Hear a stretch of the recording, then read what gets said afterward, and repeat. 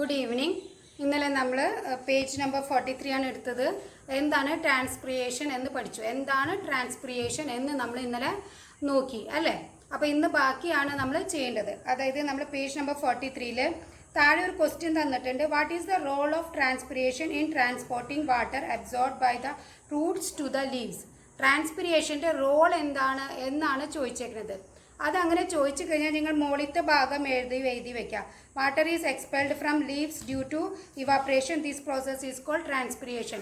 ട്രാൻസ്പിറേഷൻ്റെ അർത്ഥം എന്താണെന്ന് വെച്ച് കഴിഞ്ഞാൽ ഏറ്റവും കൂടുതൽ വെള്ളം ഈ സൈലം മുഖേന വെള്ളം ചെടികൾക്ക് എത്തുമല്ലോ, അത്രയും വെള്ളം അവർക്ക് ആവശ്യമില്ല. അപ്പോൾ ആവശ്യമുള്ള വെള്ളം മാത്രമേ ഈ ഇലകൾ വലിച്ചെടുക്കുള്ളൂ. ബാക്കി വെള്ളം ഇവാപ്രേഷൻ മുഖേന പുറത്തേക്ക് പോകും. അപ്പോൾ അതിനാണ് ട്രാൻസ്പിറേഷൻ എന്ന് പറയാം. അപ്പോൾ ആ ഭാഗം എന്താണ് റോൾ എന്ന് ചോദിച്ചു കഴിഞ്ഞാൽ നിങ്ങൾ ആ ഭാഗം എഴുതി വെക്കുക. ഇനി നെക്സ്റ്റ് ക്വസ്റ്റ്യൻ ഈ ഭാഗത്തിൽ നിന്ന് വരിക. ക്വസ്റ്റ്യൻ പേപ്പറിൽ നിന്നാണ് ഈ ക്വസ്റ്റ്യൻ പറയുന്നത്. In some plants the rate of transpiration is very high. ചില ചെടികളിൽ ട്രാൻസ്പിറേഷൻ, അതായത് വെള്ളം പുറത്തേക്ക് വിടൽ ഭയങ്കര ഹൈ ആയിരിക്കും. ലീവ്സുകൾ എല്ലാ വെള്ളം പുറത്തേക്ക് വിടൽ കൂടുതലായിരിക്കും. അപ്പോൾ ക്വസ്റ്റ്യൻ ആണ്, in some place the rate of transpiration is very high. Does it affect the availability of water in that locality? അങ്ങനെയാണെങ്കിൽ ആ ലൊക്കാലിറ്റി, ആ ചുറ്റുവട്ടത്തുള്ള ആൾക്കാർക്ക് വെള്ളം കിട്ടൽ കുറയുമോ? അതായത് കുറേ ചെടികളും മരങ്ങളും ഉണ്ടാകുമ്പോൾ അവരൊക്കെ അണ്ടർഗ്രൗണ്ട് വെള്ളം വലിച്ചെടുക്കും.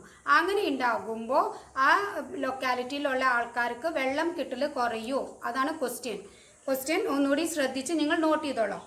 അപ്പോൾ അതിൻ്റെ ആൻസർ വരിക, the rate of transpiration affect the availability of water. Transpiration കൂടുക മീൻസ് വെള്ളം വലിക്കൽ കൂടുകയാണെങ്കിൽ ആ ഭാഗത്തെ ആൾക്കാർക്ക് അത് എഫക്റ്റ് ചെയ്യും.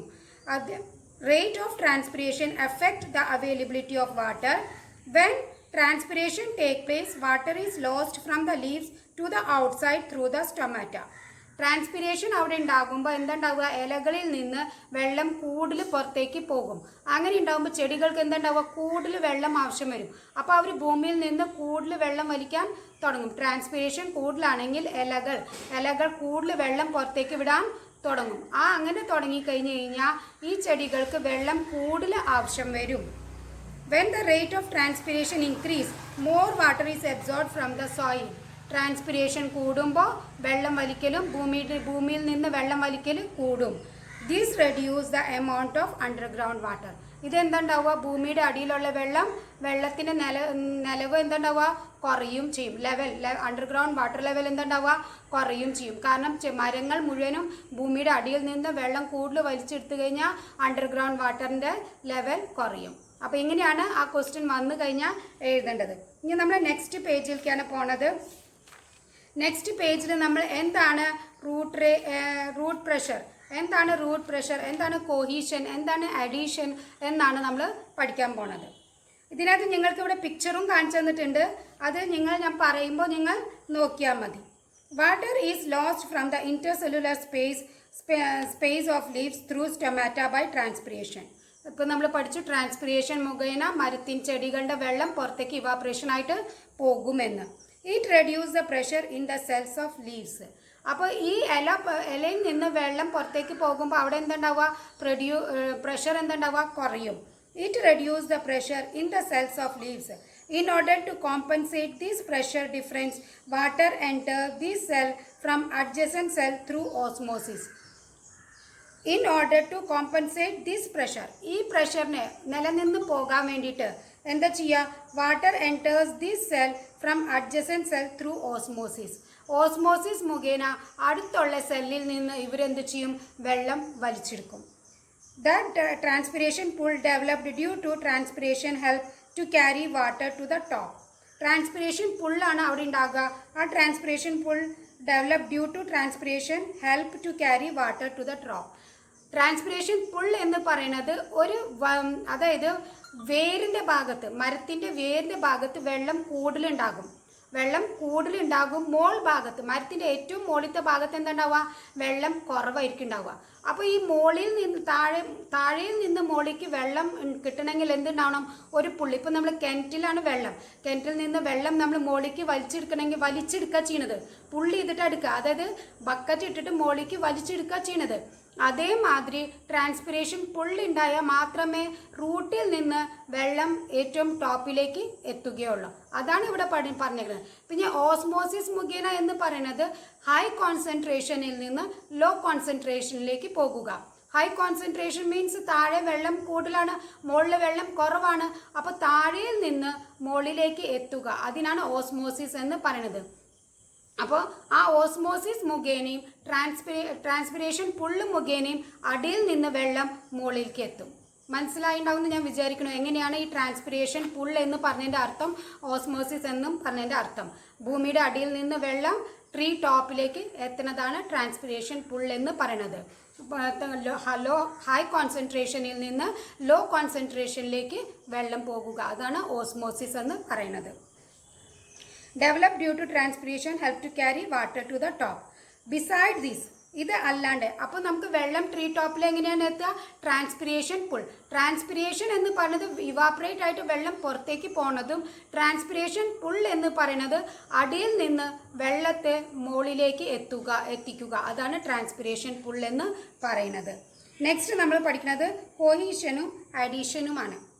Water molecules have the capacity to stick to themselves and with the walls of the vessel through which they move. Water molecules have the capacity to stick themselves. അത് ഞങ്ങളുടെ കോഹീഷൻ ആണ്. അതായത് വാട്ടർ മോളിക്യൂൾസിന് ഒരു കപ്പാസിറ്റി, ഒരു കഴിവുണ്ട്. അത് ഈ സൈലത്തിൽ എത്തിക്കഴിഞ്ഞ് കഴിഞ്ഞാൽ അവർ സ്റ്റിക്കാവും, പരസ്പരം ഇങ്ങനെ ഒട്ടി പിടിക്കും. എവിടെ നടുക്ക് എവിടെയാണ് പോണത് അവിടെ ഇങ്ങനെ ഒട്ടി പിടിച്ച് മുകളിലേക്ക് പോകും. അതിനെ നമ്മൾ പറയുക കോഹീഷൻ. And with the help of the vessels through which they move, the process are known as cohesion and adhesion. Adhesion എന്ന് പറഞ്ഞു കഴിഞ്ഞ് കഴിഞ്ഞാൽ ഇത് നിങ്ങളുടെ സൈലമാണെന്ന് വിചാരിക്കുക, ഇങ്ങനെ ഒരു തണ്ടാണ്. അപ്പോൾ നടുക്ക് കോഹീഷൻ മുഖേന വെള്ളങ്ങൾ ഒട്ടിപ്പിടിച്ചു. അഡീഷൻ മുഖേന എന്തുണ്ടാവുക? ആ വാളുകളില്ലേ, 2 വാളുകൾ, അതിൻ്റെ മുകളിലേക്ക് വെള്ളം ഒട്ടിപ്പിടിച്ച് മോളി വരെ വെള്ളം എത്തും. അതാണ് കോഹീഷനും അഡീഷനും. നിങ്ങൾക്ക് ഞാൻ അതിൻ്റെ ഡെഫിനിഷൻ തരാം. കോഹീഷൻ എന്താണ്? കോഹീഷൻ ഫോഴ്സ് എന്ന് പറയുന്നത് water molecules have the ability to stick each other. Water മോളിക്യൂൾസിന് എഴുതിയെടുത്തോളട്ടാ.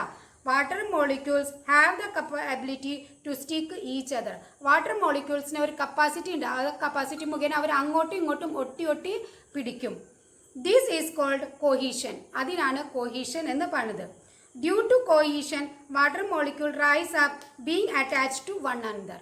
കോഹീഷൻ മുഖേന അവർ പരസ്പരം ഒട്ടിപ്പിടിച്ച് അവർ എവിടം വരെ എത്തും? മോളി വരെ എത്തും. അതിനാണ് കോഹീഷൻ ഫോഴ്സ് എന്ന് പറയുന്നത്. ക്ലിയർ ആയില്ലേ? ഇനി അഡീഷൻ എന്ന് പറയുന്നത് this is the ability of water molecules to stick the walls of the xylem vessel. Adhesion എന്ന് പറഞ്ഞു കഴിഞ്ഞാൽ ഇത് നിങ്ങളുടെ സൈലത്തിൻ്റെ വാൾ, ഇതൊരു വാളാന്ന് വിചാരിക്കും. ഈ 2 വാളിൻ്റെ മുകളിലേക്ക് ഒട്ടി പിടിച്ച് മോളി വരെ വെള്ളം എത്തുക, അതാണ് അഡീഷൻ. മനസ്സിലായില്ലേ? അപ്പോൾ അഡീഷൻ ഫോഴ്സ് എന്ന് പറയുന്നത് this is the ability of water molecules to stick to the walls of the xylem vessel. Due to this force, water molecules do not get detached from the xylem vessel. ഈ സൈലത്തിൻ്റെ വോളിൽ ഒട്ടിപ്പിടിച്ച് കഴിഞ്ഞ് കഴിഞ്ഞാൽ സൈലത്തിൽ നിന്ന് അത് വേർപെട്ട് പോകില്ല. അതിൽ നിന്ന് തന്നെ ഇപ്പോൾ വെള്ളം താഴേക്ക് ഒഴുകി വരും, അങ്ങനെയൊന്നും ചെയ്യില്ല. അത് സൈലത്തിൽ നിന്ന് അത് വിട്ടു പോകില്ല. സൈലത്തിൽ നിന്ന് തന്നെ ഒട്ടിപ്പിടിച്ച് എവിടേക്ക് പോകും? മുകളിലേക്ക് പോകും. അപ്പോൾ കോഹീഷനും അഡീഷനും മുഖേനയാണ് വെള്ളം സൈലം മുഖേന മുകളിലെത്തുക. ക്ലിയർ ആയില്ലേ? ഇനി നമ്മൾ പറഞ്ഞു റൂട്ട് പ്രഷർ. എന്താണ് root pressure? Root cell receive water from the outside. Root സെല്ലുകൾക്ക് വെള്ളം കിട്ടുന്നത് പുറത്തിൽ നിന്ന്, ചെടിയിൽ നിന്ന് കിട്ടില്ലല്ലോ. ഒന്നെങ്കിൽ ഭൂമിയുടെ അടിയിൽ നിന്ന്, അല്ലെങ്കിൽ നമ്മൾ വെള്ളം ഒഴിച്ച് കൊടുക്കുന്നത്. അപ്പോൾ ഔട്ട്സൈഡിൽ നിന്നാണ് കിട്ടുക. This develop A pressure in this cell. അപ്പോൾ വെള്ളം കിട്ടുമ്പോൾ എന്തുണ്ടാവും? അവിടെ ആ സെല്ലുകൾക്ക് എന്തുണ്ടാവും? ഒരു പ്രഷർ ഉണ്ടാകും. This is called root pressure. അതിനാണ് റൂട്ട് പ്രഷർ എന്ന് പറയുന്നത്. This act as pushing force upward. This causes water to the rise up. അപ്പോൾ അവിടെ വെള്ളം കൂടുതലുണ്ടാകുമ്പോൾ അതെന്തുണ്ടാവുക? മുകളിലേക്ക് പുഷ് ചെയ്യും. ട്രാൻസ്പിരേഷൻ പുള്ള് ചെയ്യും. ഇതെന്താ ചെയ്യുക? പുഷ് ചെയ്യുക, മുകളിലേക്ക് പുഷ് ചെയ്യും. അങ്ങനെ പുഷ് ചെയ്യുമ്പോൾ വെള്ളം എന്തുണ്ടാവുക? മുകളിലേക്ക് റൈസപ്പ് ആവും. പക്ഷെ ഒരു ലെവൽ വരെ റൈസപ്പ് ആവുള്ളൂ. പിന്നെ ആര് കൊണ്ടുപോകണം? ട്രാൻസ്പിരേഷൻ പുള്ള് കൊണ്ടുപോകണം. ക്ലിയർ ആയില്ലേ? അപ്പോൾ ഇതെല്ലാം കൂടുമ്പോഴാണ് നമുക്ക് വെള്ളം മുകളിൽ വരെ എത്തണത്. ആൻഡ് വിത്ത് ദ ഇനി നമ്മുടെ ടെക്സ്റ്റ് ബുക്കിൽ ഇത്രയും നിങ്ങൾക്ക് എഴുതിയിരിക്കുന്നതാ. Root pressure, cohesion, adhesion clear ആയിട്ട് നിങ്ങളുടെ ടെക്സ്റ്റ് ബുക്കിൽ തന്നിട്ടില്ല. അത് നിങ്ങൾ എഴുതിയെടുക്കുക കേട്ടോ. ഇനി നമ്മൾ ടെക്സ്റ്റ് ബുക്കിലേക്ക് വരിക. നമ്മൾ പറഞ്ഞു this process are known as cohesion and adhesion respectively. Along with this, the root pressure develop in the cells of root due to absorption of water also help in rising water. അത് ഞാൻ പറഞ്ഞു root സെല്ലിൻ്റെ പറ്റിയിട്ട് root പ്രഷറിനെ പറ്റിയിട്ട് പറഞ്ഞു. അപ്പോൾ ഈ root പ്രഷറും കോയിഷനും അഡീഷനും മുഖേന ട്രാൻസ്പിരേഷൻ പുള്ള് മുഖേന സൈലത്തിൽ നിന്ന് വെള്ളം ട്രീ ടോപ്പിലേക്ക് എത്തി. ക്ലിയർ ആയില്ലേ? ഈ ഭാഗത്ത് പഠിക്കേണ്ടത് റൂട്ട് പ്രഷർ പഠിക്കണം, അഡീഷൻ പഠിക്കണം, കോഹീഷൻ പഠിക്കണം, ട്രാൻസ്പിരേഷൻ പുൾ, ട്രാൻസ്പിരേഷൻ ഇത്രയും നിങ്ങൾ പഠിക്കണം. പിന്നെ ഇതിൽ നിന്ന് യുക്തി ഉപയോഗിച്ച് വരുന്ന ക്വസ്റ്റ്യൻസിൻ്റെ ആൻസറുകൾ എഴുതുക. ഓക്കെ, ഇനി നമുക്ക് നെക്സ്റ്റ് പഠിക്കുന്നത് ട്രാൻസ്പോർട്ടേഷൻ ത്രൂ ഫോയിലം. ഫോയിലത്തിൻ്റെ പറ്റിയിട്ടാണ് നമ്മളിനി പഠിക്കാൻ പോണത്. Food is transported, page number 45 ട്ടാ. Food is transported in the form of sucrose through the CV tube, the main part of phloem. ഫ്ലോയത്തിൻ്റെ മെയിൻ പാർട്ട് എന്ന് പറയുന്നത് CV ട്യൂബ് മാതിരിയാണ് നമുക്ക് കാണുക. ഒരു ഓസ് പൈപ്പ് മാതിരി നമുക്ക് കാണപ്പെടും. മറ്റേതിൽ നമുക്ക് കാണപ്പെട്ടിരുന്നു, പക്ഷെ അതിൻ്റെ ഇടയിൽ എന്തില്ല, ഒരു ക്രോസ് വാളില്ല. പക്ഷെ ഇവിടെ എന്താ ഒന്ന് ഇന്റർ കണക്റ്റഡ് ആയിരുന്നു. ഇവിടെ എന്തിട്ടാണ് ഒരു ക്രോസ് ആയിട്ട് ഒരു വാളുണ്ട്. അത് നിങ്ങൾക്ക് പിക്ചറിൽ കാണപ്പെടുക. 3.10 ഫ്ലോയത്തിനെ പറ്റിയിട്ട് നിങ്ങൾക്ക് കാണപ്പെടും. അതൊന്ന് നിങ്ങൾ നോക്കുക. Food is transported in the form of sucrose. അതായത് ഇലകളിൽ ഭക്ഷണം ഉണ്ടാക്കിയില്ലേ, ആ ഭക്ഷണം എന്താവും, ഫോട്ടോസിന്തസിസ് മുഖേന അവിടെ ഭക്ഷണം ഉണ്ടാക്കും, അത് സൂക്രോസ് ആയി മാറും.